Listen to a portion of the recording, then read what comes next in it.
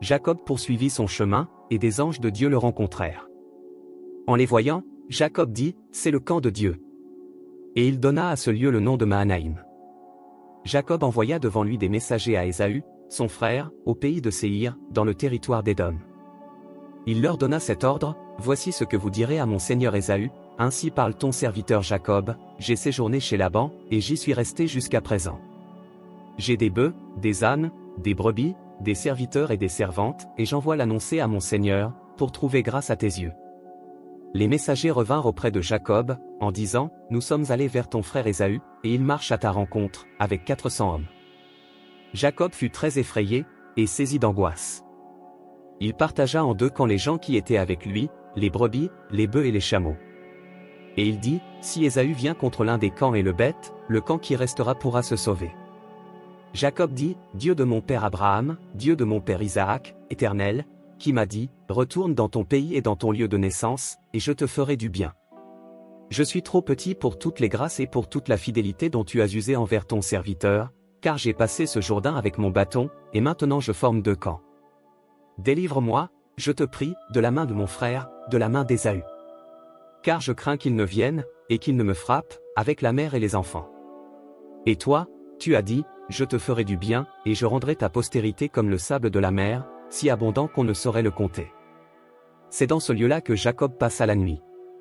Il prit de ce qu'il avait sous la main, pour faire un présent à Ésaü, son frère.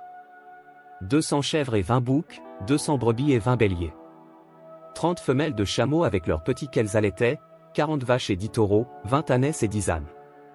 Il les remit à ses serviteurs, troupeau par troupeau séparément, et il dit à ses serviteurs, passez devant moi, et mettez un intervalle entre chaque troupeau. Il donna cet ordre au premier, quand Ésaü, mon frère, te rencontrera, et te demandera, à qui es-tu? Où vas-tu? Et à qui appartient ce troupeau devant toi? Tu répondras, à ton serviteur Jacob, c'est un présent envoyé à mon seigneur Ésaü, et voici, il vient lui-même derrière nous. Il donna le même ordre au second, au troisième, et à tous ceux qui suivaient les troupeaux, c'est ainsi que vous parlerez à mon seigneur Ésaü, quand vous le rencontrerez. Vous direz, voici, ton serviteur Jacob vient aussi derrière nous. Car il se disait, je l'apaiserai par ce présent qui va devant moi, ensuite je le verrai en face, et peut-être m'accueillera-t-il favorablement.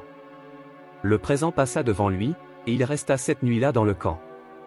Il se leva la même nuit, prit ses 2 femmes, ses 2 servantes, et ses 11 enfants, et passa le gué de Jabbok. Il les prit, leur fit passer le torrent, et le fit passer à tout ce qui lui appartenait. Jacob demeura seul. Alors un homme lutta avec lui jusqu'au lever de l'aurore.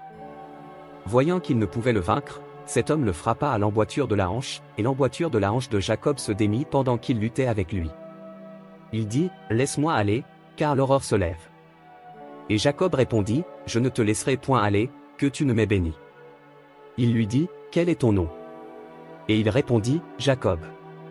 Il dit encore, ton nom ne sera plus Jacob, mais tu seras appelé Israël, car tu as lutté avec Dieu et avec des hommes, et tu as été vainqueur. Jacob l'interrogea, en disant, fais-moi je te prie, connaître ton nom.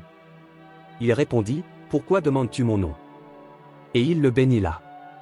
Jacob appela ce lieu du nom de Peniel, car, dit-il, j'ai vu Dieu face à face, et mon âme a été sauvée.